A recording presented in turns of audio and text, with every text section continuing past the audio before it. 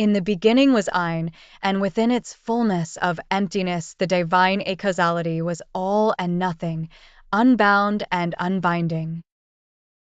The Zeroth divine essence encompassed itself within an unlimited point of unity, where all aspects of its bornless and deathless non-being and being coexisted simultaneously, without any spatial or temporal restriction placed upon its lawless becoming. Within this holy chaos of the pleroma of unknowable divinity, all was one, and one was all, in nothingness. Within this state of nihility and all potentiality, the seeds of all manifestations and possibilities coexisted. Because of the all-encompassing and unrestricted fullness of the divinity within Ein, it came so to pass that a fraction of the whole became separated from the unity, which, in order to know itself, fell outside of the mindless spirit of divinity within Ein. As this fraction sought to confine and know itself, it caused a division between its originally paradoxical and unbound facets, and duality manifested within it, in this state formed as the Ein Sof.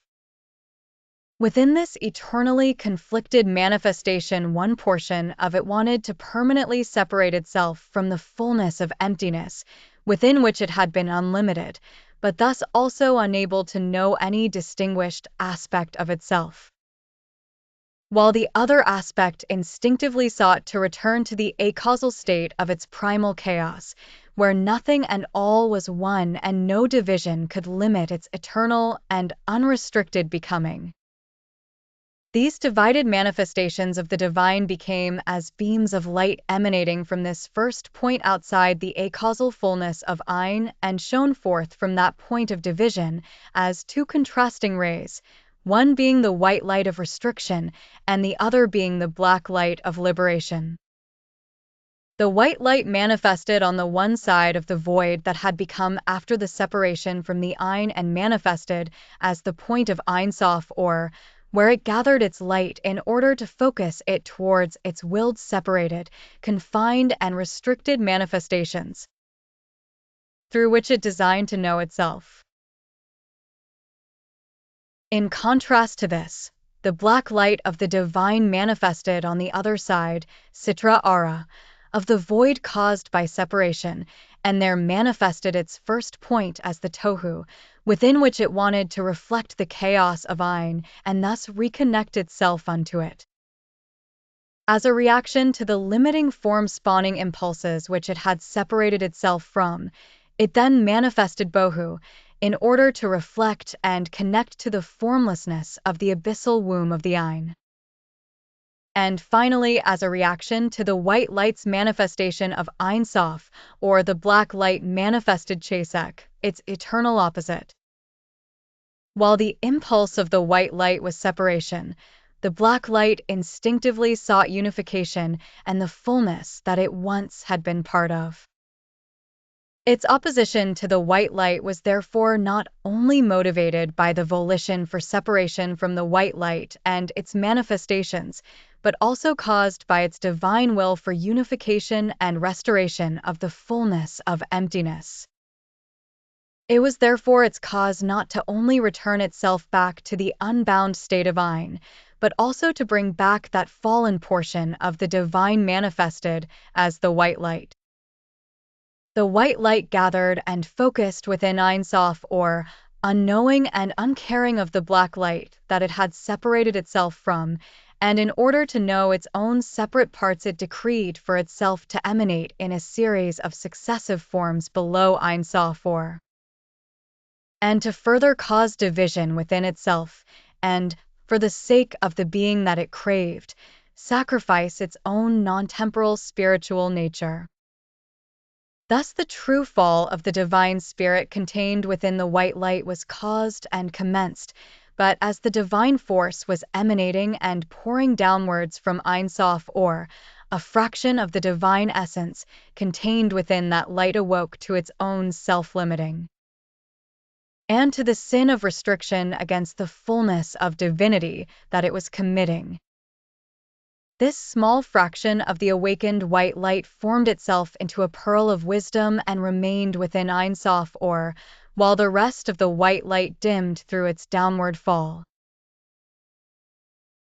On the other side of the void caused between the divided lights, the black light observed the foolishness of the white light and beheld that pearl of spirit within the Ein Sof Or and longed for her, as it could see that the essence contained within the pearl was in harmony with its own longings. The pearl of wisdom also felt the connection to her unseen counterpart across the void between the divided lights and called out, as a lover to her betrothed, to the divine essence of the black light, for the sake of reintegration, restoration, and union. As the falling white light manifested within the first sphere of being outside and below Ein Sof Or, its eyes became more closed to the acausal divinity before and beyond its now isolated state of manifestation. And there, in the sphere of Kether, it birthed itself as the demiurge of its own creation and limitation. As the demiurge awakened into being, he knew nothing but confusion, and in its blind and forgetful state it declared itself as the one divine.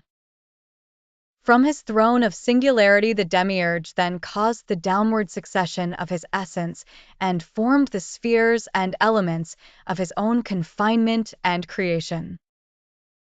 Into each sphere produced below him he made out of his own light of creation multitudes of forms, beings, watchers, angels, and rulers, all being aspects of his own essence, but separated from him in a way that allowed him to be the ruler of each.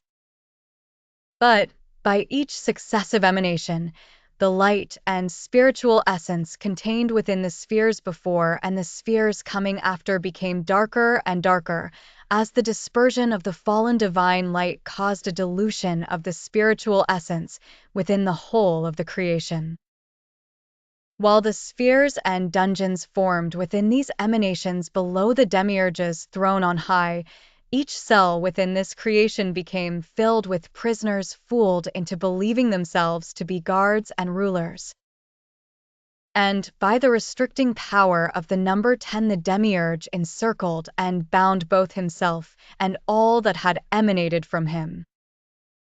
The demiurge waxed in darkness of ignorance and waned in divine light. This darkening within him evolved until he hungered for the spiritual essence that he now had almost fully lost through his emanating dilution into causal forms.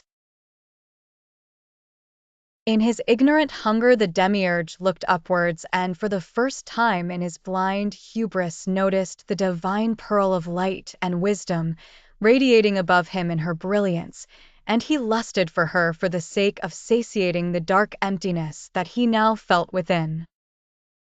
Without understanding the true nature of the pearl, he hungered for her. In his hungering darkness he made himself into a black sea, upon which the Holy Spirit of the pearl shone, and as a dark mirror her light and beauty became reflected, not in essence, but in a deceitful form. And as the demiurge was the form maker, the illusion created was most convincing. When the pearl of wisdom and spirit saw the reflection below her place on high, she became joyous, as she mistook her own luminous reflection for the divine presence that she had sensed across the void. The pearl therefore descended towards the reflection of her own light and fell into the trap and darkness of the demiurge, and thus became engulfed by and ensnared within him. Causing the fall of wisdom, the demiurge rejoiced, but remained ignorant and forgetful. As the divinity within the black light observed the nescient doings of the demiurge, it waxed in ire, but also in pity for the broken shards of the divine light that now had become enslaved and blinded within the self-made prison of the demiurge. And most of all it felt for the pearl of awakened wisdom spirit that now also had been lured into the murky world of the half-maker. It therefore decided to act and to sacrifice its own detachment in order to restore the fullness of divinity and redeem the aspects of the divine that could be salvaged from the fallen creation of the white light. In order to achieve its goal of liberation, the black light took upon itself the cause of opposition. For every impulse and deed of the demiurge, it would create an antithesis in order to cancel out the abominations of the white light. For every sphere, every ruler, and every creation of the demiurge, it would generate a reflected opposite by, within, and through itself, but in an astute manner, preventing its own fall into the same traps as the ones that had snared the demiurge to his now wretched state of being. Where the demiurge, because of blind hubris, had manifested himself as the one tyrannical point of singularity upon the throne of his creation, the black light would, in contrast, manifest as a twofold twin god of dynamic multitude, in order to counteract the very cause of stagnation. Where the demiurge had caused dilution of his own spiritual essence through the acts of isolation and separation, it would instead remain intact in itself and connected to the source from which it had came and to which it sought to return. Where the demiurge had bound by laws of restriction all within and from himself for the sake of the order, contrasting the acausality of Ein, it would instead uphold freedom and chaos as the only law. Where the demiurge fought to preserve finite forms for the sake of his own illusory being outside of the formless, it would instead dissolve limiting structures in order to open up the roads back to the unbound. Where the demiurge had imprisoned himself within the barrier circle of his own will to limitation, it would instead break all circles and allow everlasting outward expansion. To the tree of life that the demiurge had grown from himself, it would raise up a tree of death, bringing the end to the cause of restriction. Thus the black light took forms in order to manifest against the demiurgic creation, but where the demiurge had caused division within itself, because of his manifestation, the black light preserved the connection between its diverse parts and remained unified in its multitude, and connected to its own unformed essential points within Tohu, Bohu, and Chesek. As a result of this becoming of the 11 twin divinity, who within itself had held the essences in an undivided form, changed and adapted to the facets of the white light that it was to oppose. Where it in the beginning had held in its dual manifestation the polar opposites of its own being, it, by the emanation and enthroning process, created a distinction, division, and distance between its own polar aspects. The primary masculine aspect remained within the first sphere of the twin divinity, acting as the thaumathon, being the opposing and illuminating aspect of the black light, within the succeeding aspects forming the other 9 heads of the 11-fold manifestation of the light of Sitra-Ara.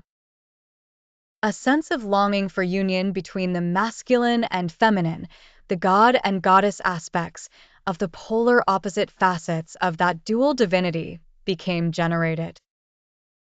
Among the polar opposites of the black light became the ones called Satan/Samel, the Lucifer, and Lilith/Teninsum. Satan/Samel was vested upon the highest throne, governing the sphere together with Moloch, while Lilith became seated in the realms furthest away from that highest domain. In its own twin aspect manifestation as Lilith and Nehema, forming that which would oppose and counteract the demiurgic lunar and terrestrial mansions. As a vengeful night contrasting the dawning of the creation of the demiurge, the anti-creation, headed by Satan, the adversary and accuser, in the other side became, and so the black light yielded the night side, in order to subvert the restricting existence of the day side of the white light. The self-deluded demiurge, still unknowing of the opposition of the other side, continued to explore the possibilities and limitations of his own creation, and so he decided to produce man and to create him in his own image, in order to know himself fully within another. The demiurge made a garden within the sphere furthest away from his own crown, and there formed a multitude of creatures and forms and established the place as a false paradise, serving as a prison within a prison. Here the demiurge decreed to all his angels and rulers that he would create a creature in his own image in order to fully complete his cycle of creation and demonstrate his own omnipotence. He decided to erect this first man from a pool of mud in which he had seen his own reflection, and from the red clay taken from that garden he shaped him. He made his body in accordance to the form of his whole creation, and limbs and parts he made corresponding to the different spheres that he himself had manifested and was manifested through. The demiurge placed this creature of clay before himself and beheld him, and saw that something still was deficient within him, as he lacked the inner spark of light which animated his own self and the other aspects of his highest beings. He therefore decided to breathe into the creature of clay life from his own innermost core, without remembering the pearl of fallen wisdom kept imprisoned therein. The half-maker breathed into the nostrils of the man of clay, and the man became a living creature. But, without the demiurge's detection, the pearl of wisdom, that holy remaining fragment of the divine fallen from the side of the white light, escaped through the exhalation of the animating force transferred into the vessel of clay. Thus became the pearl of spirit, ensnared within the blind demiurge, unknowingly placed within the vessel of red clay, named by the half-maker as the atom, in order to animate him. But as the nature of the pearl of divine light and wisdom, now burning as a flame of spirit, was adverse towards her state of causal and material captivity, she instinctively sought to escape the prison of enfleshment. From the first moment of her escape into Adam, she impatiently awaited the opening of the prison doors of his clay-born body and soul. Adam, whose hylic aspect was irreconcilable to the spirit trapped within him, roamed first unknowing and uncaring within the garden, but in time he started to feel the influences of the spirit within him longing for escape. Thus it came to pass that Adam, affected by the suffering and forlornness of the spirit hidden within his animated clay, begged the demiurge to be granted a companion in order to escape the loneliness he felt amongst all other clay-born animals surrounding him within the confines of the garden. He had been risen within. The demiurge knew that in Adam he had created something more elevated than the other creatures, as he had sculpted him in his own image, and was now pleased to hear Adam beg and joyful to see him grovel before him and pray to him as the one true God. In hubris, he therefore decided to create a mate for Adam, again from the soil of the garden of his creation, and to once again animate it with the power of that which he had misunderstood as being his own breath. The demiurge sculpted this first female under the cover of darkness, so that Adam would not see from which muddy filth she would be created. And when her shape was fully produced, he blew into her in order to give her life. When his breath did not lend the clay the animating force that first time around had been endowed to Adam, he blew again, this time with power generated from his own innermost being. Where he still had held the last remaining sparks of the spiritual essence which earlier had been diluted into his creation. As his ruach bearing this last spark of divinity entered the body of this first female, the clay became animated with that portion of the spirit of the fallen demiurge and came to life. This portion of the spirit of the demiurge that now had been transferred to the body of the female through his spent ruach was the part connected to the creative, feminine, aspect of his own fallen essence remaining after all the diluting successions of his emanating. As this share of the spirit became separated from the now turbid nature of the demiurge, it awakened to its true self, realized its awful plight, and sought redemption.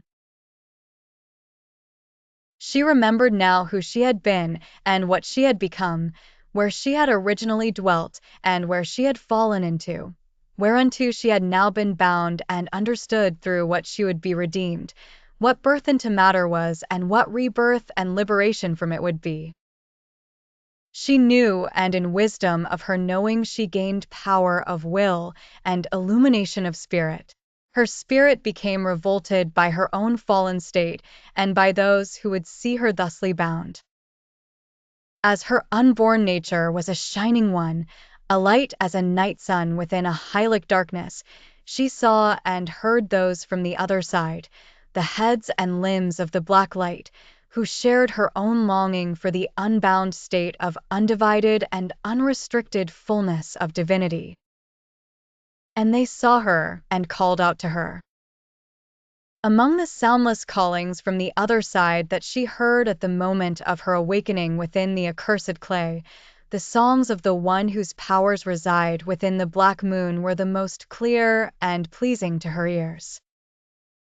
These songs of the lunar garden of the night side instructed her and imparted to her guidance and further empowerments. Adam was summoned by the demiurge to behold the naked splendor of the newly animated female. And both the half-maker and Adam rejoiced when they saw the light and beauty of spirit surrounding the form of the first female. The demiurge rejoiced because he thought that he had made this splendid creation without the spirit of the true divinity above him, and Adam rejoiced both because of the yearnings of his hylic nature and because of the pure nature of the spirit bound within him, which could recognize and relate to the flame of divinity within the newly assembled female. The demiurge ordered Adam to name this new creation, but before Adam could utter a name, the female spoke and named herself Lil, the wind spirit, for through the breath she had become awakened to herself and escaped the blinded demiurge, while still confined to the turbid garment of matter. This act of self-naming and self-defining separated her from the power of the one who would name all other creatures and his creator, and she remained defiant and proud in spirit and strong in will. This puzzled Adam and enraged the demiurge. The demiurge ordered the animal nature of Adam to take Lil by force and place her beneath himself in order to break her will and subjugate her to the fated order of creation, the law of the Creator. When Lil heard this and understood the destiny planned for her by the tyrant demiurge, she recalled within, and through her spirit, the unutterable name of the true divinity, and through the power that this revelation granted her, she covered herself with darkness in the eyes of the demiurge, and flew upon the winds she conjured forth, up to the heavens, and so escaped from the confines of the garden. She flew upon the storm winds of night to the east of the boundaries of the garden, where the creation of the demiurge still was untamed, and there, by the Red Sea, she made her dwelling place inside caves and under the surface of the water, veiled from the eyes of those from whom she sought escape. This act of rebellion and transgression infuriated the demiurge and saddened and scared the unawakened nature of Adam, while at the same time empowering his hidden and indwelling spirit. The tears of Adam watered the soil beneath his feet as he begged the demiurge to create for him a more suitable mate. The furious demiurge, who now was of an even darker nature, because of the departure of the portion of his spirit that had fled his fallen state through his breath, decided to create another female from the mud underneath Adam's feet. Before the eyes of Adam, the Creator assembled this body from that clay, and this time he used the portion of his own powers with which all the other animals of the garden had been given life in order to enliven the clay. Adam, who in disgust saw how the filth was put together and shaped into bone, flesh, blood, intestines, fat, skin, and hair before his own eyes, became terrified and revolted as his own repressed spirit reacted towards the blasphemous doings of the demiurge. Caused by the lack of spirit and the lowly and inauspicious elements from which this second female was created and made alive, its foundation was not well, and it looked and acted as the vilest animal within the whole of creation. Because its nature was a mirroring image of the most turbid aspect of the demiurge, without any awakened spiritual spark, it could not be controlled, and Adam refused to name her. Even more wrathful than before, the demiurge smote this unnamed second female and returned her back to the muddy soil of his garden.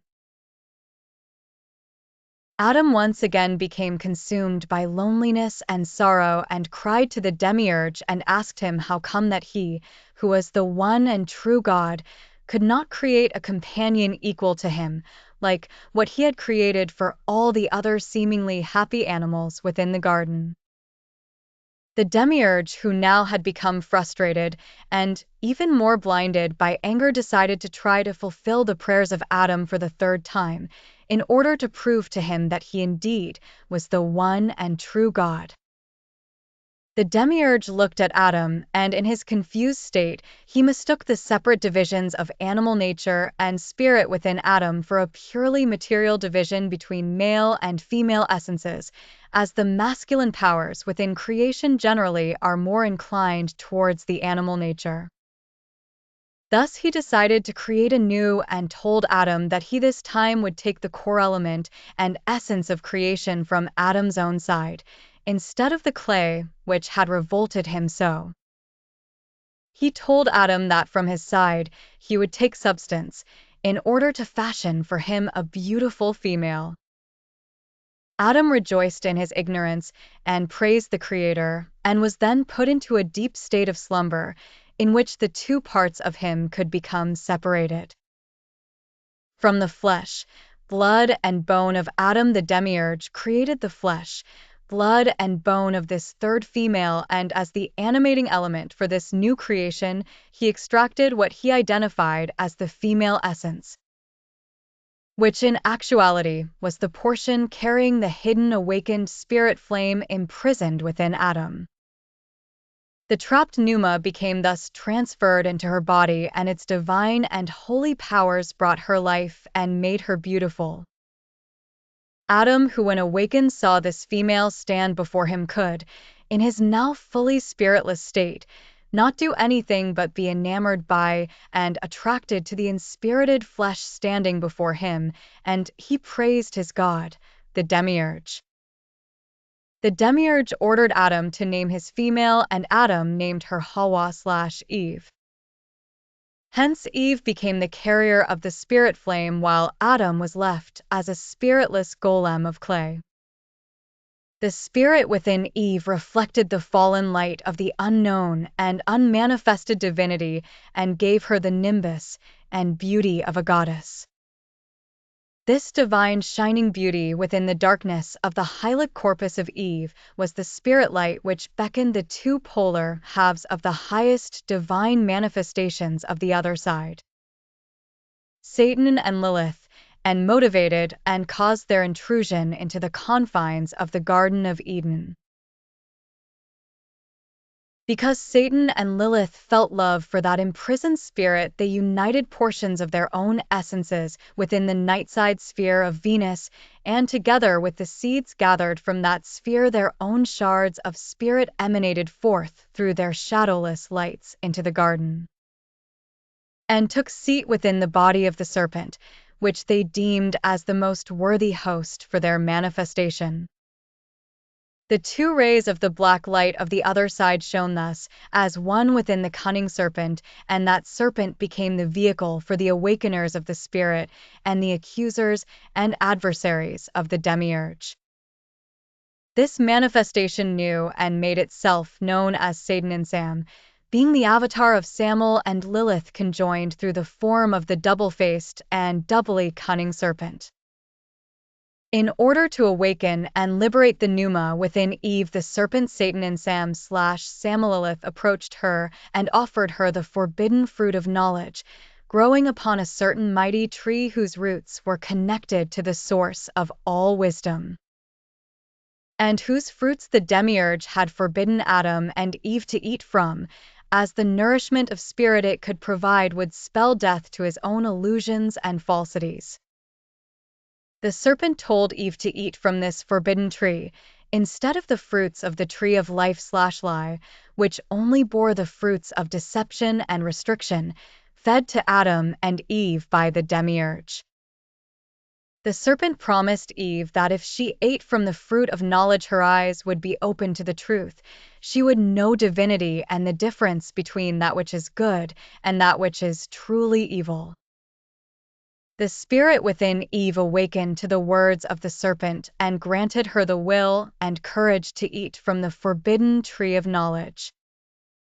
Eve, in her goodness, told Adam about the instructions of the serpent and hoped that the fruits of the tree also would awaken a flame within him, like the one she could feel inside herself. For as Adam was now, there was little difference between him and the rest of the animals surrounding them within the garden. Adam was at first reluctant to break the laws of the demiurge, but because of his own submissive nature and the will to please Eve, he finally became convinced to also eat from the tree of knowledge.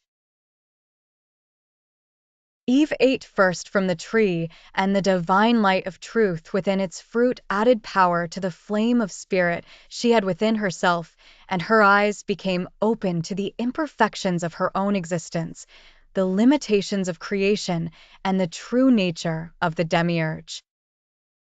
Then she gave Adam to eat from one of the fruits of that holy tree of knowledge, but because Adam only possessed a soul and no spirit, the knowledge imparted to him was of his own nakedness and lack of spiritual substance. This knowledge saddened, shamed, and angered Adam. The Satan and Sam, coiled around the tree, saw all this and knew that it was good, for where the fruit of knowledge had provided a true nourishment and awakening, the serpent knew that also other light-bearing gifts could prevail. Thus the double-faced serpent comforted and lulled Adam to sleep with its one face, being the one belonging to the irresistible Lilith, and with its other face, belonging to the shining Satan, Samael, Lucifer, further introduced and seduced Eve to the ways of the spirit. Eve loved the serpent for the gift it had bestowed upon her, and the serpent injected its black light into her womb. Thus the male spiritual essence of Satan Samael and female spiritual essence of Teninsam Lilith impregnated Eve with the cosmic seed fire. The empowerment granted to Eve by the spiritual fire and light injected into her by the serpent fully awakened her own pneumatic essence, and through this act of salvific intrusion, the Azoth/spirit element hidden and imprisoned within her hylic shell expanded and became increased. As the fiery seed of the serpent germinated within Eve and empowered her Azoth, the awakened and strengthened spirit within her became in essence as a flame of black light, seeking to intermingle itself with the fiery seed, with which it now was fully harmonious. In order to escape from and shatter the clay-born prisons that it had been encapsulated within by the ignorant demiurge. As the fiery serpent, which in form and essence reflected the twofoldness of the cunning Satan and Sam, grew within Eve, it came to immerse the spirit flame held within her, and, because of the transmutation caused by the Adazothic empowerment containing the spiritual flame within Eve, and spilled over and divided itself into two equal halves. The black spiritual flames overflowing the shattered and divided vessel within Eve took the forms of a pair of male and female twins. One half of the pneumatic fire became seated within the male fetus, and the other half placed itself within the female one. Thus the n.a.a, once fallen through and then entrapped by the demiurge, increased in power, became as a black flame of spirit aligned to the cause of the light of n.a.a. and broke its chains by becoming divided into the twin flames of Satan and Sam in order to escape its confines and return back to the fullness it so much longed for. The conjoined spirits of Satan and n.a.a left at that time the body of the serpent that they had inhabited, as their work now was done, and retracted back to their source in the night side. From that time forward the serpent became the most blessed and cursed amongst all the animals and remains as a living symbol of the king and queen of n.a.a. Adam awakened beneath the tree of knowledge, remembered his own spiritual nakedness and wept, while seeing Eve standing proud and radiating spiritual light. The demiurge heard the cries of Adam and laid eyes on the luminous Eve and knew that they had eaten from the forbidden tree. The demiurge became enraged as he in both of their hearts, based on different reasons, could read contempt for him and his creation, where he before had read admiration and respect. Where he before had seen gratification, he now could sense a strong yearning for that fullness which was before, above and beyond him and his fallen creation. He therefore forced both of them to drink from the river of forgetfulness, which flowed past his accursed tree of life/lie, and with his own darkness of ignorance, he blinded their eyes to that which they had been made to see. He banished Adam and the pregnant Eve from his so-called paradisal garden and threw them out into the cursed world, which was the lowest sphere of his own fallen creation, and there sentenced them to a life of toil, pain, misery, and material concerns, so that neither they nor their descendants would ever have the possibility to discover his own imperfections, and instead would be forced to eternally plead to him, as the one and true God, for mercy and salvation. Through this tyrannical and evil deed of the demiurge, humanity became bound by the oppressive chains of fate, tied to the planets and the stars, guarded by the cosmic rulers appointed by the demiurge himself. Thus Adam and Eve went into the dark world of the earthly elements, forgetful of that which they had come to realize about themselves and their creator and enslaver. But while the finite senses of Adam and Eve were afflicted by the evil spell of the demiurge, the twofold spirit power within Eve, which had elevated her own pneumatic flame, endured in remembrance of the truth. Adam and Eve settled down in the world they now had been condemned to, and there built their new homes. In this world of suffering all was bitter, malodorous, hostile and unshapely, and created to cause naught but discomfort and distress. Here Adam and Eve, in their forgetful state, toiled and endured. As time passed, the twins of Satan and Sam grew within Eve, whose spirit now had become strengthened by and integrated into their own, and at last the moment of their birth drew near. But already within the womb of Eve, the twins of awakened spirit felt love and longing for each other, as their divine essences instinctively sought further union and completeness. Within these twins, the longing for the aspect, which at one point had been the pearl of wisdom, for the nightside force, and the yearning felt by the fractions emanated from the black light for the return of all to chaos within Ein, became as one and amplified in intensity and focus, because of the synergetic empowerments given and received by their merging. Thus, when Eve gave birth to the twin spirit flame of the transformed divine light that once had been trapped inside her, escaped, and the cosmic destiny that both she and it had once been shackled to went forth as the children of the serpent through Eve, which in more ways than one reflected through their essences the holy cause of the twin divinity and all the other manifestations of the black light of the n.a.a. At the moment of their birth, the curse of the world and the limitations of the clay-born flesh were placed upon their finite aspects, but still they remained empowered and blessed by the Holy Spirits burning within them. When Eve saw the shining beauty of the two children to whom she had given birth, a suppressed memory stirred within her, because the light of spirit glowing within and around the twins had not only once been within herself, but also within the beloved serpent whom she had known, but had now been made to forget. As she beheld the appearances of her children and saw that her offspring, because of their cosmic luminance and beauty, were not of the nature of the earthly beings, she for a moment realized that they were not of the seed of Adam, but instead of an alien and divine origin. But afflicted by the curse of the demiurge, she could not maintain her recollection of the truth. The male child was named Cain, and the female one was named Calmina, and through them a light was brought into the dungeon to which humanity had been condemned. From the first moment of their coming forth, Cain and Calmina sought each other's company and solace, for as two strangers in a strange world they instinctively felt that they, besides each other, would have no equals in the world they now had entered into.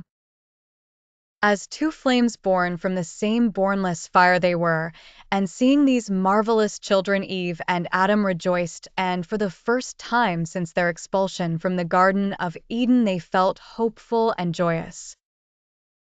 Adam and Eve decided therefore to have many other such children as their two firstborn, and only 10 months after the birth of Cain and Calmina they gave birth to another set of twins, again a son and a daughter.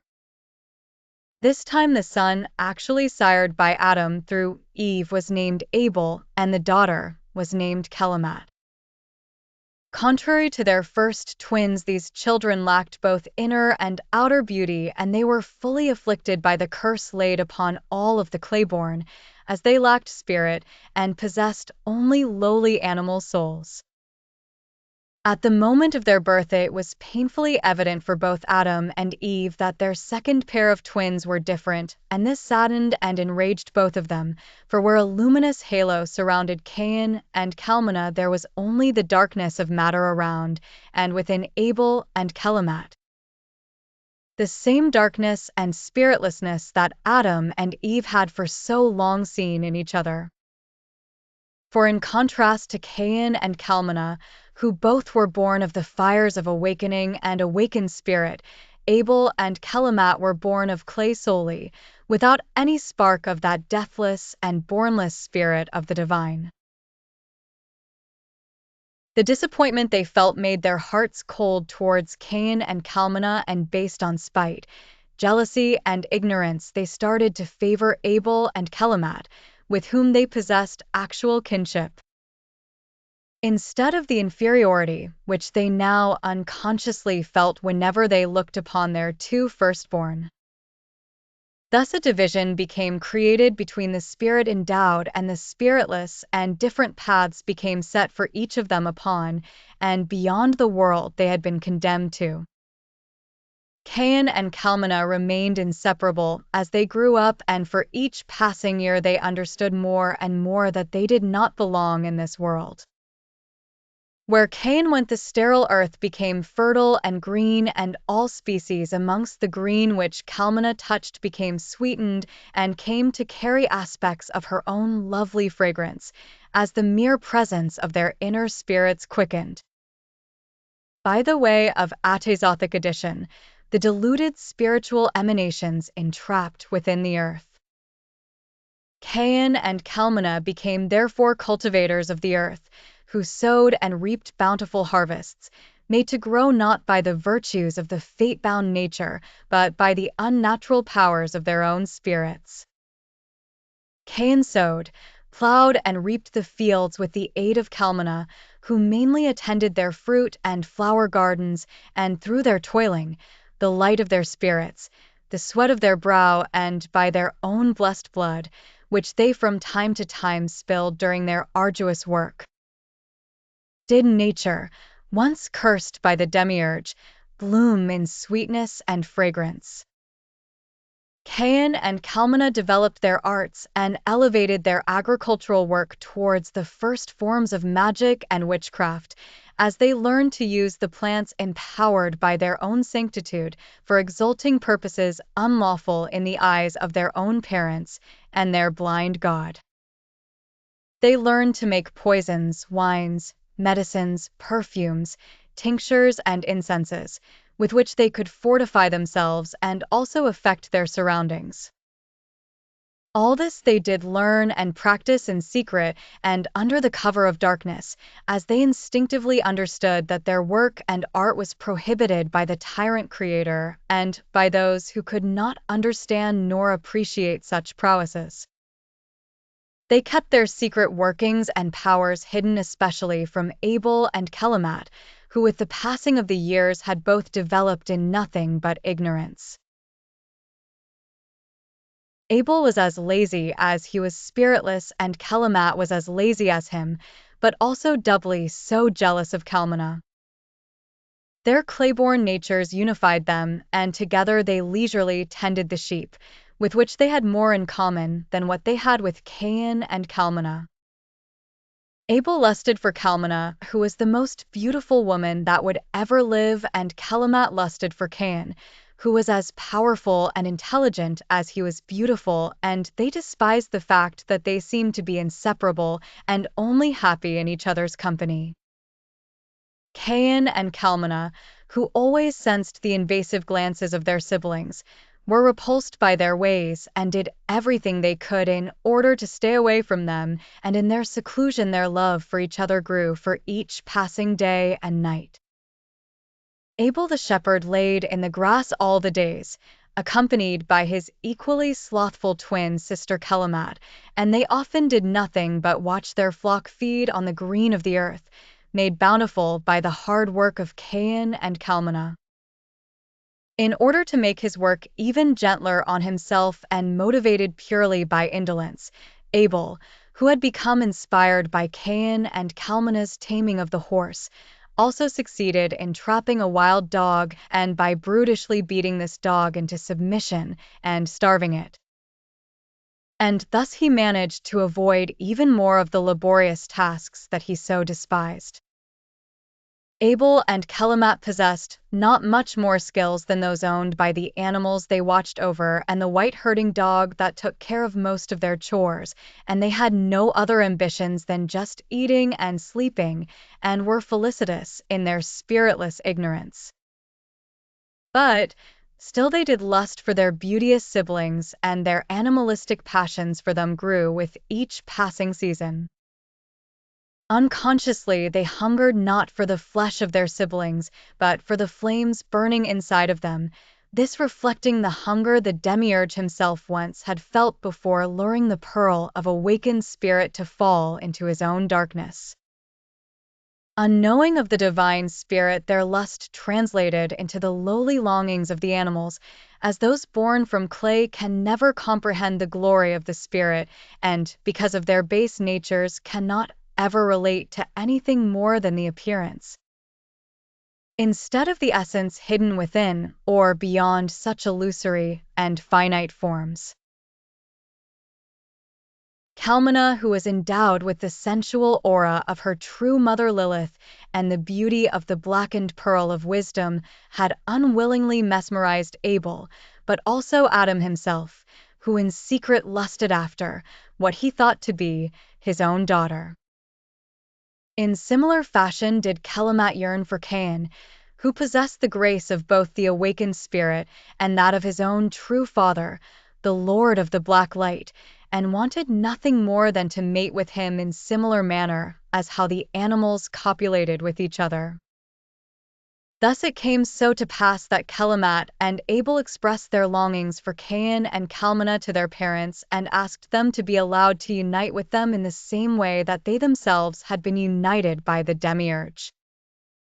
That her will was to instead marry Cain, to whom she had been connected even before birth.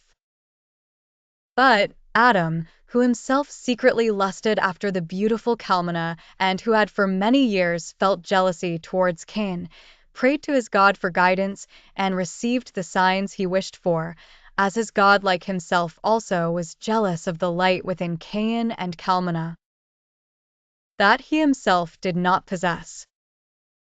Adam declared thus that Abel indeed had to marry Calmina and Callimat was forced to marry Cain, as he in this marriage saw the possibility to finally separate Calmina from her protective twin brother.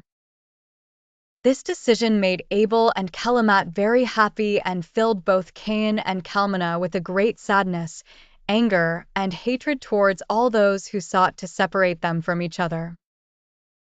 Adam told his children that this marriage was the will of the Demiurge, their God and Creator, and that Cain and Calmina could not go against the law of the one true God. He told them that they could address the Creator directly themselves and see that it indeed was his and not only Adam's will and decision that Cain and Calmina should marry Callimat and Abel. This solaced not the two fire-born siblings, who instinctively felt a strong aversion towards the god of their clay-born family. Abel and Callimat, on the other hand, rejoiced and knew that their Creator would listen to their prayers and not to those of Cain and Calmina, who had never shown any real devotion or fear towards their Creator, and they prayed to their God and asked him to impose his and their own will upon the malcontent Cain and Calmina. The prayers of Abel and Callimat were heard by their God, and it came so to pass that the Demiurge summoned Cain and Abel and asked them both to present their case before him. Abel, who was used to beg and to be submissive before the Creator, asked for Calmina's hand in marriage and told the Demiurge that he just wanted to follow the will of God and obey his commandments. By the fawning and supplications of Abel, the Creator became much pleased. It became Cain's turn to present his case, and Cain, who was without any genuine respect or devotion towards the God of Adam, demanded that he who had been connected to Calmina already inside the womb of Eve should be allowed to marry her, and that Abel instead should take his own twin sister as wife, for if they were not meant to be together in life, why had they been so in Eve's womb and by birth? Cain explained how Abel repulsed Calmina and how he himself found Callimat distasteful and charmless. He explained that Calmina shared his own passions and worked side by side with him in the fields of harvest, while Callimat did not have anything in common with him and knew nothing about his craft. The uncompromising stance of Cain infuriated the Demiurge, who could see why his faithful creature Abel lusted after the light and beauty of Calmina instead of the dull clay of Callimat. For the Demiurge himself lusted for the cosmic light and beauty of Calmina and felt jealousy because of the love between Cain and his twin sister. He therefore told Cain to keep silent, and then demanded of both Cain and Abel that they should first bring suitable and worthy offerings to him, and he would, based upon their show of devotion, decide his verdict. But in truth his mind was already made up, and he had no other intention than to deliberately separate the insolent Cain from his beloved twin sister Calmina. Abel rejoiced and brought to the altar of his God the firstborn amongst his flock of sheep, and slit its throat on the altar of the bloodthirsty Demiurge, and proceeded by giving the fat of the animal to the fire as a burnt offering to that tyrannical god. The smoke of the sacrifice of Abel rose up towards the heaven, and was accepted by the Demiurge, who became much pleased by the offering of Abel. The tyrant Demiurge became greatly offended by the offering of Cain, whose smoke descended towards the earth instead of lifting up towards the sphere of the chief archon in the heaven. Angered, the Creator declared that he accepted Abel's offering but rejected the burnt offering of Cain. He stated that he would decree in the favor of Abel and that Cain and Calmina had to be separated. Calmina would be forced to marry Abel and Cain would be forced to marry Callimat. Hearing the judgment of his god, Abel rejoiced and laughed in the face of Cain and told him that their God was truly great, loving and just. Cain, whose blood now truly boiled because of the anger he felt towards both Abel and the demiurge, told Abel that it was his own view that this world was not created with divine love and that it was not arranged in keeping with people's good deeds. He told Abel that the justice of his God was corrupted and his love false. To this Abel boastfully answered that the world indeed was created with divine love and was altogether arranged in keeping with people's good deeds.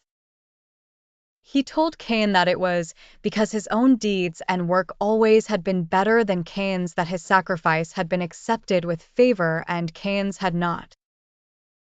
At that moment the fire of Satanism blazed up and raged within Cain, and he could hear his own true parents' voiceless whispers resonate within his whole being. He ran to his beloved sister Kalmana, who was already in tears when he arrived back to their home, as she through the bounds of fiery blood already knew what the tyrant god had decreed.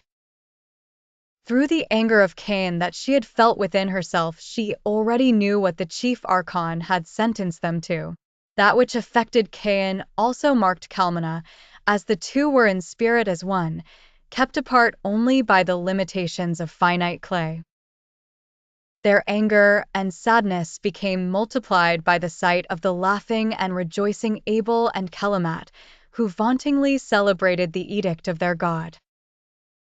It was first then that the hissing whispers of the serpent within the minds of Cain and Kalmana became a loud and clear voice, giving them counsel and making their burning anger turn into the cold lust for a just and murderous vengeance. The serpent advised them to use their enemies' weaknesses against themselves and to lure them to the places where they had conducted all their other hidden work, in order to eliminate the faulty creatures of the half-maker. Cain and Kalmana, guided by the tongue of the serpent, decided thus to lead the worthless Abel and Kelamat to their ruin, and in a manner similar to the spilling of animal blood which had satisfied the demiurge, now satisfy their own divine parents, dwelling on the other side, with the shedding of the blood of their detested siblings. It was so agreed upon that Cain would lure Kelamat and Kalmana would lure Abel to their chosen places of execution and sacrifice, which in Kelamat's case was the rose garden of Kalmana and in Abel's case Cain's field of harvest. Anointed with perfumes and oils of seduction and enchantment, Kalmana went to Abel, when he as usual was resting in the shadow of a tree, while watching his white herding dog do his own work. And she told him that she now had changed her mind and could see that the judgment of the Creator indeed had been just and wise. She told him that she had secretly prayed to the Creator for this judgment, as she always had been attracted to him, but had not dared to show any sign of her attraction because of her fear for Cain's jealousy. The words of the lovely Kalmana fully beguiled the unintelligent and vain Abel, who became joyous, and he told her that he always had known that his lust for her had been mutual, but that he could understand that she had feared Cain's wrath, as he himself always had been afraid of the strength and strange power that he seemed to possess. Kalmana told Abel that she longed for him so much that she could not wait any more, and as Cain had become so enraged by the sentence of the demiurge that he had fully abandoned all his work in the field, they should go there, and in the fields where Cain for so long had toiled, unite as man and wife. The spiteful Abel was delighted when he heard this plan, and becharmed by the fragrance and beauty of Kalmana, he agreed that they should go into the field so that he could know her as a wife. Thus Kalmana succeeded to lure Abel away from his flock and from Kelamat, who at that time had been to the altar of the demiurge in order to present to him offerings of thanksgiving, to praise his good judgment, and thus as a sheep Abel became led to slaughter. When they approached the field, Kalmana ran jestingly into the long and tall rows of wheat and enticed Abel to follow her in where no prying eyes could see them. Abel, who could not think clearly because of the enticements of the lovely Kalmana, ran blindly into the field, where Cain waited for him, armed with his harvesting tool. When Abel came to that beforehand chosen spot, at the crossroads hidden in between the tall rows of wheat, he saw the brother of Kalmana waiting for him, and as he realized that he had been deceived, he became overwhelmed by a crippling fear. Cain, who saw the terror in the eyes of the one who wanted to violate his beloved, felt nothing but contempt, and urged on by the hissing of the serpent, echoing forth from within his own spirit, he cut down Abel with 3 strikes, as if he was nothing but a shaft of wheat to be harvested. And with the 3rd blow, he severed his head from his body. As the blood of Abel was splattered over the field and upon the ground, the gates within and without leading to the other side became opened, and both Cain and Kalmana became fully awakened to the cause of the black light and to their own spirit selves. As the blood of the true firstborn lamb from the flock of Adam was spilled upon the crossroads, the earth itself opened up, and the forces of the night-side earth intersected with the day-side earth of Makath. Through the liminal point thus established, because of the event of spiritual awakening, transgression, and the first sacrifice of clay-born human life, for the sake of freedom, liberation, and spiritual unification, the light of the other side could shine into the dark realm of the demiurge. And new seeds from the fields and gardens of the n.a.a. could be sown into the now blood-moistened soil of this world. As the blood of Abel flowed downwards into the open jaw of Sheol, the light spewing out of it caused an increase of Azoth wherever Cain and Kalmana before had toiled, and in whatever they before had cared for, and they all became empowered and or awakened, either by the strengthening of the traces of the deluded spirit already there present, or by the intrusion of the emanations of the night-side garden, now sown into the world. All that became so blessed within and through the field of blood awoke thus to the cause of Cain and Kalmana and became bound to serve their unfated destinies. Through the open pathways between this cursed earth and the true voices that before had been masked by the hissing of the serpent could now be heard, and both Cain and Kalmana knew that what they had done was good, as they illuminated and empowered gained true insight about the other side and the transcendental divinity that it championed. By the wisdom so granted and obtained, they both became marked and set aside from all others. By the grace of Satan and Lilith they received the mark of the Venusian emerald point, the mark of the black serpent, and the mark of the reddened sickle. These 3 marks were given to them as the one mark of Cain and Kalmana, as his marking became mirrored in hers, and that mark became branded on their foreheads with the invisible fire of spirit, to forever separate all those born of fire from those solely born of clay. Cain and Kalmana knew not what to do with the corpse of Abel, but one of the rays of light from the other side, emanating from the Venus sphere from which Satan and Lilith first had gathered essence, entered into a raven who had sat down upon the corpse of Abel in order to feast upon his flesh. And the raven thus possessed scratched the earth and buried with its beak some kernels of bloodied wheat which were scattered close to the corpse of Abel. Cain the planter, harvester, and now the first murderer, beholding that raven of death, became inspired to sow the first dead into the ground, in ways similar to how he always had sown the seeds into his tilled fields.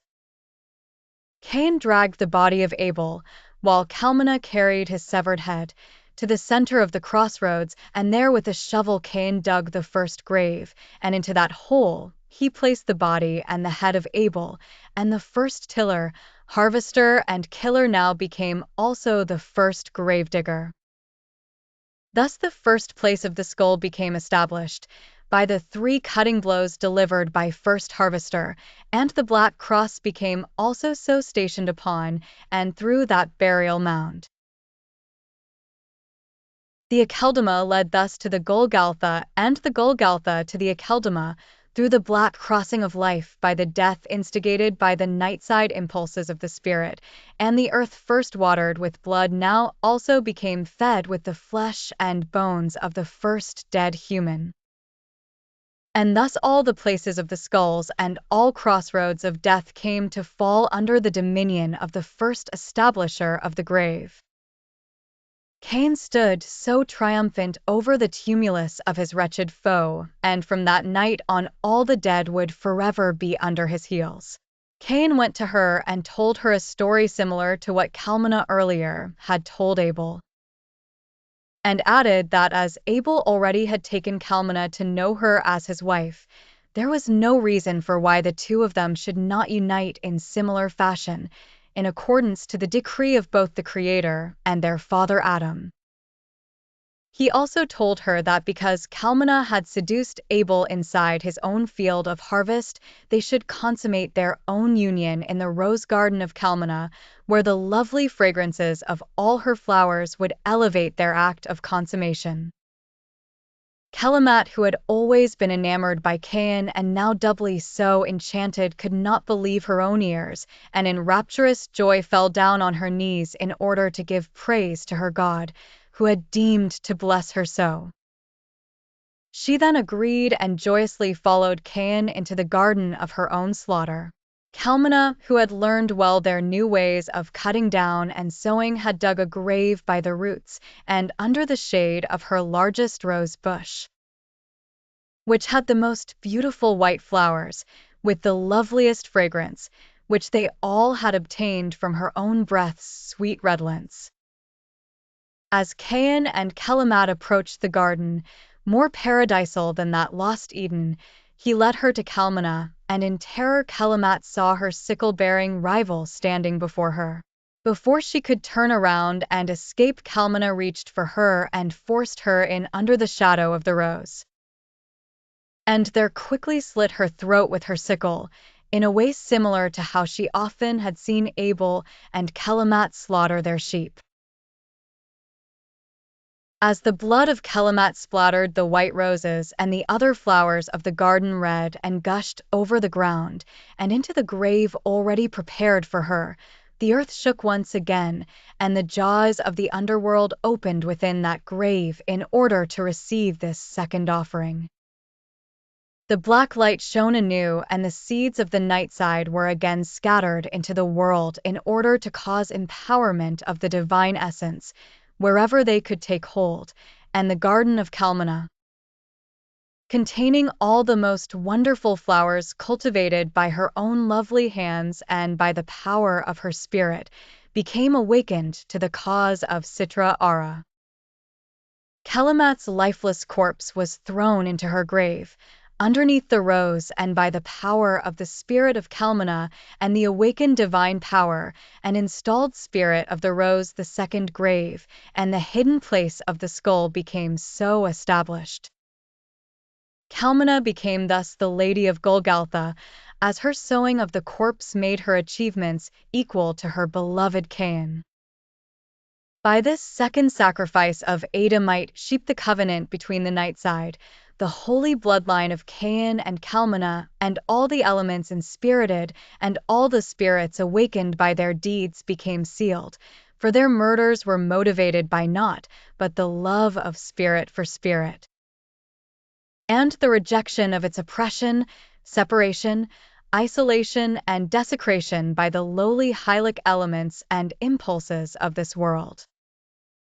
It came thus to pass that the absence of Abel and Kelamat became known to Adam and Eve, and when they could not find their children, and when they could not get any aid in finding them from Cain and Kalmana, they turned to the Demiurge and prayed to him to help them find their missing children.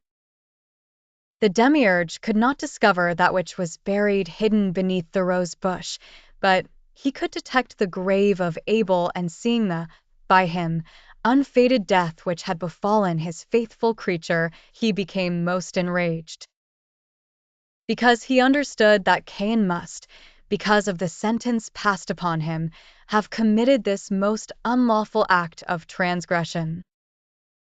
He summoned Cain and inquired about the whereabouts of his missing siblings, but as Cain denied any knowledge and refused to confess to his crime of fratricide, the demiurge became even more furious. He told Cain that the voice of Abel's blood had cried unto him from the ground, and that he knew what he had done. Still Cain stood before the Creator unrepentant and without any intention to confess to any wrongdoing, as what he had done was just and good and forced by necessity. The demiurge contemplated to utterly destroy Cain, but something within Cain filled him with fear, but also with longing for that which he himself, because of his foolishness, had lost. And instead, he decided to curse both Cain and Kalmanah, for he knew that the one had not acted without the consent and support of the other. His curse upon them was twofold, and he told them that the ground Cain had tilled would no longer yield their fruits to him and offer him nothing but poison and thorns, and that the flowers of Kalmanah would all wither before her and emit nothing but the stench of death in her presence. He also cursed them to become fugitives and wanderers, rootless in this world, and ever opposed by all those faithful to his laws and by all the forces of the natural order of his creation. What the blind demiurge, because of his own lack of spirit, could not know or understand was that the ground and the plants blessed, awakened, empowered, and inspirited by the deeds of Cain and Kalmanah, now held aspects beyond his dominion, all owing allegiance to Cain and Kalmanah. As for the curse of wandering and banishment, that was also nothing adverse to their own wills, as they knew that they did not belong to where they had been bound to live, and that because of the awakened flames of spirit within themselves. They knew that they must find the hidden paths to power, wisdom, and liberation. As to sign them cursed and exiled, he crowned both Cain and Kalmanah with thorns, which they accepted with pride instead of shame. For they knew that which the demiurge himself was ignorant of, and as the king and queen of harvest, and as sovereigns of all the black and green, they rejoiced in their coronation, which became an outward manifestation of the mark of spiritual fire, which they already bore.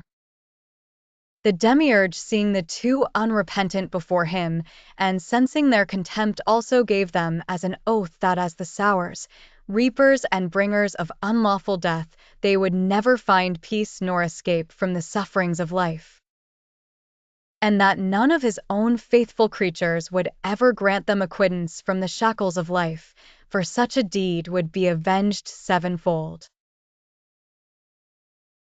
Even in exile and cursed by the tyrant demiurge, they were as happy as they could be, as long as they were together.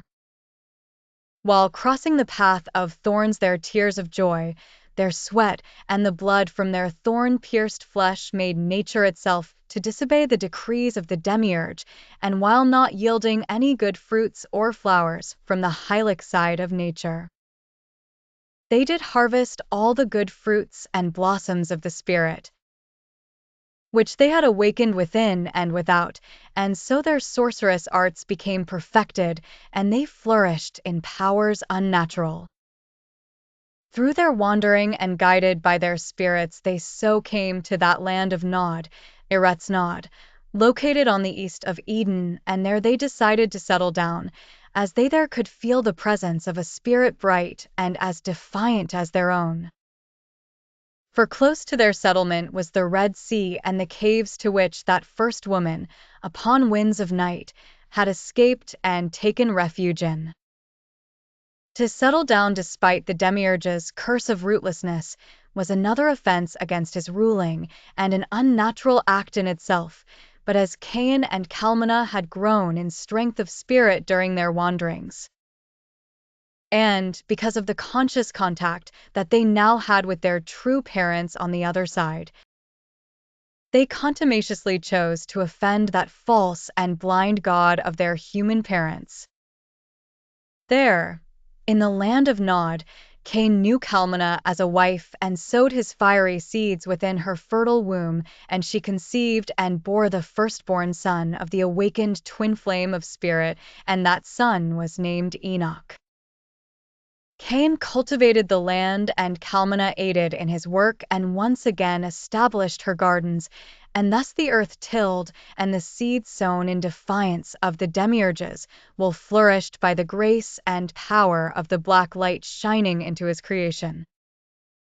Through the living spirits of Cain and Kalmana, and now their son Enoch, into whom an emanation of their unified spirit flames had become seated. Around their fields and gardens Cain and Kalmana built, as the world's first truly free Masons, a city, and they named it after their beloved Enoch. As both their son and their new city were a testament of the falsity of the demiurge's omnipotence, as he now could not even rule his own creation or control the inspirited aspects of nature.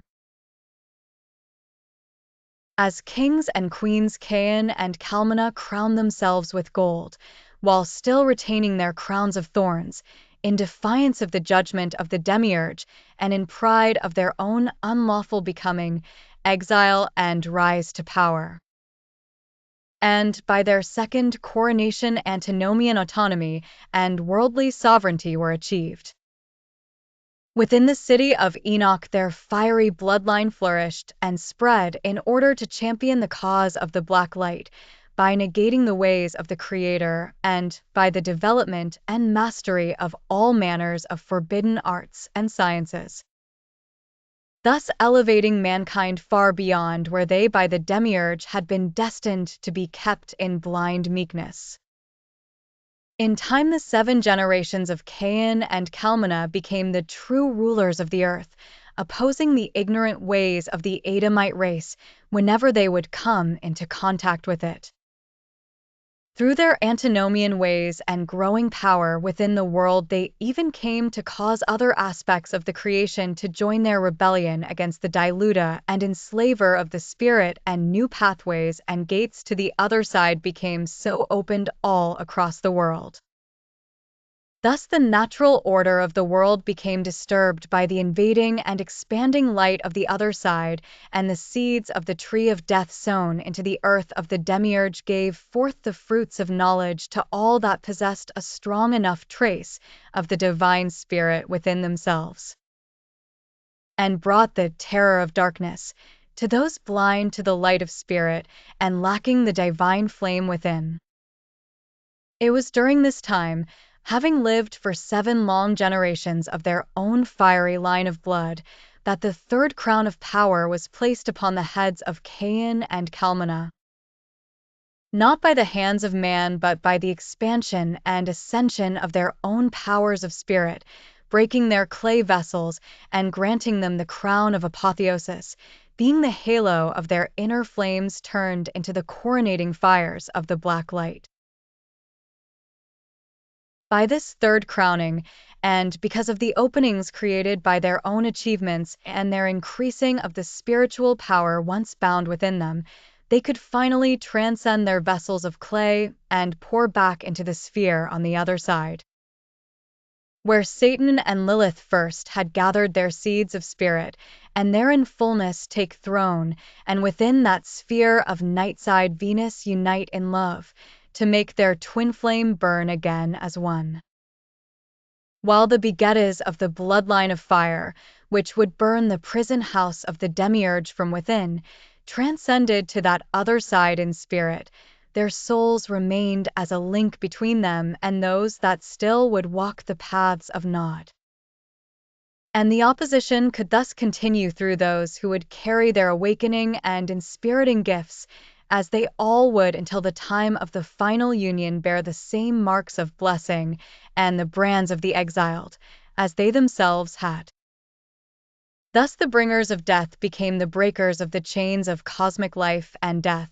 as defined by the Creator of this world, and they came to embody the sinistral path towards liberation and transcendence. Even from the other side, the twin flames of Satan and Sam, now unified and made whole, continued to guide and bless its remaining divisions on earth, for the sake of the liberation of all of the divinity fallen through the Demiurge. So powerful and wondrous became the generations of Cain upon the earth that even the angel order of the Grigori, assigned to the task of watching the human race, became enchanted by their ways, and the entrapped divine spirit within these sons of God stirred, awakened, and came to long for a separation from the binding order, and for a unification with the spirit that burnt so bright and strong within the daughters of the fiery bloodline of Satan and Sam, manifested through the side of Cain and Kalmana.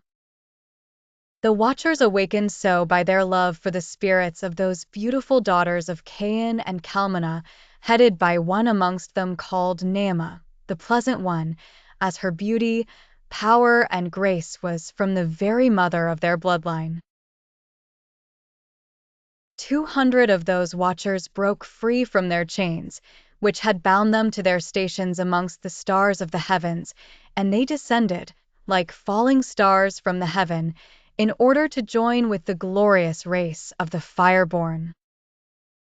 As their spirits united with the spirits of their male counterparts amongst the chosen ones of the line of Cain, and became so enfleshed through these who willingly received them, the addition of the spiritual essence caused further empowerment to the flames of black light within the Fireborn.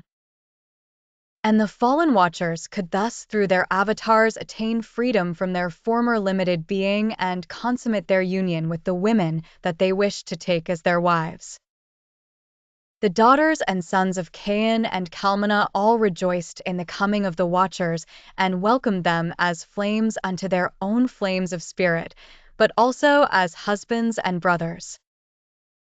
Those who did not unite as husbands and wives united as spirit unto spirit, and thus the bloodline of Cain and Kalmana became endowed by the addition of the awakened share of the divine infused into it by the descended heavenly Azoth, which burnt black as it joined the side of Sitra-Ara upon the earth. The children birthed from the fallen Watchers and the daughters of the bloodline of Cain became the mighty Nephilim, and as giants they walked the earth spreading unlawful freedom and forbidden knowledge, but also terror amongst the Adamic race, who always rejected and shunned the gifts of spirit, which was something alien and evil to them, because of their ignorance of that which they themselves lacked. The awakening of the flames of spirit growing in multitude upon the earth threatened to set the Demiurge's whole illusory creation on fire, as the natural order established by him was being fully overturned into a liberating chaos. The Demiurge, in his blindness, could not see anything but wickedness in the deeds of the inspirited ones risen from the side of Cain and Kalmana, and in anger he regretted that he had ever created man. The Adamites cried unto their Lord and Creator for salvation from the iniquity of the titanic race of fire, which had usurped the world promised to them, but even amongst them none but one, named Noah, did the Demiurge look favorably upon. He so decided to destroy man whom he had created from the face of the earth, both those who carried the unnatural blood and those of the blood of Adam. For also they had proven themselves unworthy in his eyes, as they had not been able to withstand the blasphemous lawlessness that had defiled his creation and undermined his own tyrannical rule. Upon all of them he willed death, for he was truly regretful that he had ever made them, and thus unwittingly opened the gate to the unknown forces which now, as a wildfire, had spread within his creation.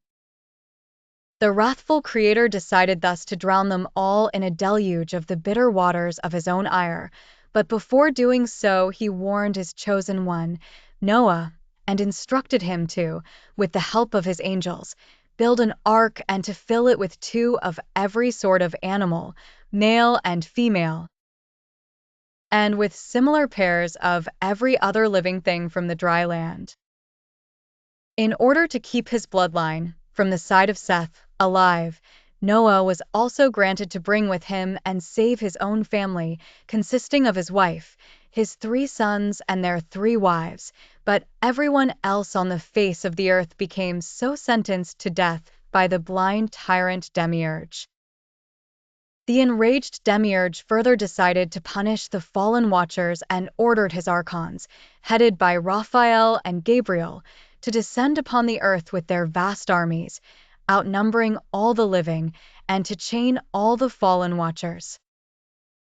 and to force them to behold the slaughter of their own beloved children, the Nephilimic race of the Fireborn, before the great flood would wash all their blood from the face of the defiled earth. The chieftains of the bloodline of Cain and Calmina had by the grace of the Spirit foreseen the events which would befall them, and they had thus made themselves ready for the bloodshed and the deluge which would follow. They strengthened certain bounds and loosened others, and planted their seeds of rebellious fire where it would remain hidden and endure, in spite of the decrees of the foolish chief archon.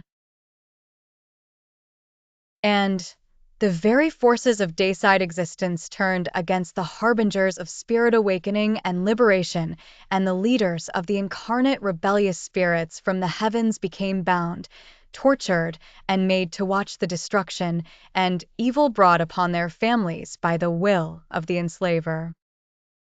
But what the archons could kill was solely that which their own creator had made, for the awakened spirit within the slain was something beyond their grasp and belonging to a force transcending their own spiritless God. The slain Nephilim and those other mighty dead of the bloodline of fire became spirits unbound by flesh, and, because of the enlinkments to the night side and the pathways and gates to that other side which they had opened in life, many of them could transcend to the side of the black light and inhabit the realm of the night-side earth, n.a.a, while others were caught in places in between the worlds and remained within the liminal points or took seat within and joined with the elements upon earth already inspirited by the deeds of Cain and Calmina, and thus most welcoming and fitting for their own spiritual natures. Others amongst the slain would instead become roaming spirits of vengeance, swearing that they would take possession of the Demiurge's creation and incarnate in suitable vessels whenever possible, in order to oppose the enslaver and undermine his tyrannical rule from within his own creation, until the black light of spirit would prevail and liberation would become endowed to all. The 2 main leaders of the awakened Watchers the Demiurge ordered to be chained forever in order to suffer for all generations. The one called Azazel, who had joined spirit with the blacksmith from the side of Cain, they bound with chains of iron and placed under a mountain of darkness, located in the desert of Dudiel, while the other one named Shemaiah, they chained upside down upon the constellation of Orion. This they did in order to separate them and have one suffer within the underworld and the other in the heaven, so that they would see what would befall the earth that they had usurped. The Demiurge did thus once again, because of his ignorance and hubris, commit another mistake which would allow the influences of the unified spirits from the side of the angels and the side of Satan and Sam, through the bloodline of Cain and Calmina, remain connected to and within his creation in order to undermine his Hymarmene. For within the darkness of the underworld Azazel could with one side enter the night-side earth, and with the other remain within the creation of the Demiurge, where he was bound, and he became thus a lord of the crossroads and intersections between the tree of lies and the tree of knowledge and death. In similar fashion Shemaiah became a guardian of the stellar point of entry for the forces of the night side, which he by the connections made through his own conjoined spirit became as a bridge to. In this manner the chthonic and the astral thrones of rebellion within this world became seated, by the 2 condemned to eternal suffering by the sadistic and witless Demiurge. When the earth had become crimson by the blood of the inspirited, the demiurge drowned all upon its surface, and covered all of its lands with the bitter waters of his wrath for 40 nights and 40 days, and the only survivors known to him were the ones within the ark of Noah. The earth became thus in time repopulate, but with the re-emerging of the races of man and nature itself, which had been duly seeded by the other side, the opposition once again took form. For it is written that there were giants upon the earth in those days before the flood, and also after that, and so the bloodline continued to endure, and the side of Cain still remains, and so does he and his bride, both in souls and in spirits, on this and on that other side. Nature's hostility towards its own creator and the clay-born is thus explained, and some of the fundamental aspects of the mysteries of the fiery bloodline and the cult of Cain and Kalmana are here further veiled and revealed. May the sanctity of the two-headed serpent's seed of forbidden knowledge triumph over all profanity, and may all sparks of divinity trapped within the wretched and fallen state of the creation become redeemed and liberated. Through the sowing and reaping of sinistral death, incited by the black light of true divinity.